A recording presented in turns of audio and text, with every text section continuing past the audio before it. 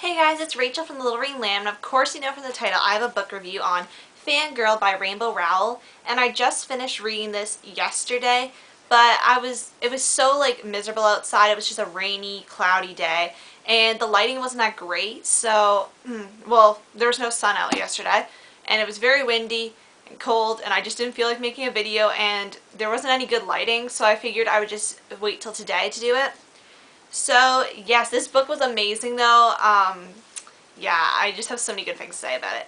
But anyway, this is a no spoilers review. I wouldn't spoil a book if I were to recommend it. And also, after I finish this, I'd be willing to do a discussion on this book because I really liked it. I'm not sure if I'm going to have time to do it. But if you guys really want me to do it, I will make the time to do that. But I might do a discussion of this weekend. I'm not sure unless I have something else planned. So we will see. Still a few days to decide. So yeah. Basically, this book centers around two twins, Kath and her sister Ren, and they are making the transition to university, and, well, they call it college in the United States, so I'm not sure if it's a university or a college or if there's any distinction. I guess it's state school in I think it's state school in the U.S. and college. I'm not sure. Correct me if I'm wrong. Because there's a distinction where I live, but I don't know if there's one there, so I'm really confused. Anyway, they are transitioning, and Kath is more of an introverted character. She likes to work on her fan fiction, hence the title. She likes to be by herself, kind of. She doesn't really venture out of her comfort zone. But her and her sister her sister's trying to kind of break away, and Kath's kind of on her own for the first time, transitioning. Yeah, I think that's really... And basically the fandom that she belongs to is the Simon Snow fandom, which is basically like the Harry Potter fandom. And Harry Potter is mentioned in this book. And there's quite a few... I watched another book review on this, because I like to watch sometimes a book review after I write out all my notes and stuff to see if I missed anything. And also I wanted to watch a book discussion on this because I just wanted to reminisce about my favorite parts. And Harry Potter does exist in this world. Apparently there's a lot of Harry Potter references. I've not read any of the Harry Potter books. Well, I've read 100 pages of the first book, but not enough knowledge to really get these references. So if you're a Harry Potter fan, you'll probably appreciate the references. Me not knowing really anything about Harry Potter doesn't really help, but I still really enjoyed it, so it can be for both kind of fans. Yeah, so sorry for all that rambling. So if you're new to my videos or you just need a refresher, I rate my books in 5 different categories: plot, characters, cover, suspense, and overall in terms of reading again very soon. 5 out of 5, not so soon, 1 out of 5, and I have my agenda here with the scores, so that's what I'm looking at when I look down. So plot, I gave it a 4.5 out of 5. I absolutely love this plot. I would have gave it a perfect 5. The only thing I found slightly annoying was they'd have excerpts from the Simon Snow, like her fan fiction, or Gemma T. Leslie? The author of the thing, and then her authored fan fiction. They'd have excerpts from that, and sometimes the excerpts, because obviously they're apparently riddled with Harry Potter references, and I don't understand that. I'm not a big supernatural reader either, so it kind of was a little bit boring, those little passages for me, but I managed to muddle through it because I really wanted to know what happened. Besides the negative part, it was a really good book. I really enjoyed it. This year, it was really hard on me.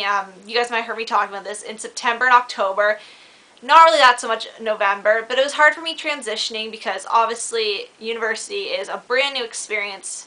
Obviously never been there. So it's very hard to transition. Just hearing about somebody else's transition and how it was kind of hard for certain other characters kind of made it a little bit more relatable, and I actually relate a lot to Kath. I'm not one to go out, I'll just, after I finish class, I'll just come home, work on stuff, do some stuff for YouTube, that kind of thing, read. I won't really venture out of my comfort zone, so I found Kath to be a really relatable character, which is off topic because I'm not even at characters yet. But the plot was really good. I liked the transitioning factor. There was quite a few other things I really liked. There was if you guys might know this, I don't know if I mentioned on this channel, but I know I've definitely mentioned on my other channel. My favorite TV show, well, one of the two, is Beverly Hills 90210, the old 90s one, and they made a reference in this book. And also they made a reference to another thing that I'm not going to say. I'll leave this maybe to the end of the video, but it was really good. And yeah, just a plot. I just found this a really relatable story for some parts, because especially the transitioning. Yeah, and like meeting new people and how you interact, I guess. It was a really good story. Like, I can't stop gushing about this. Like, when I was reading it, I was like, I started Saturday morning and I finished Monday morning, and I kept telling my friend as I was reading this, I'm like, you have to read this, because she was, obviously we were both transitioning to university at the same time. That was a very, very long rant. I feel really bad for you guys. Sorry if I ranted too much there. Characters, 5 to 5. As I said before, Kath was a really relatable main character.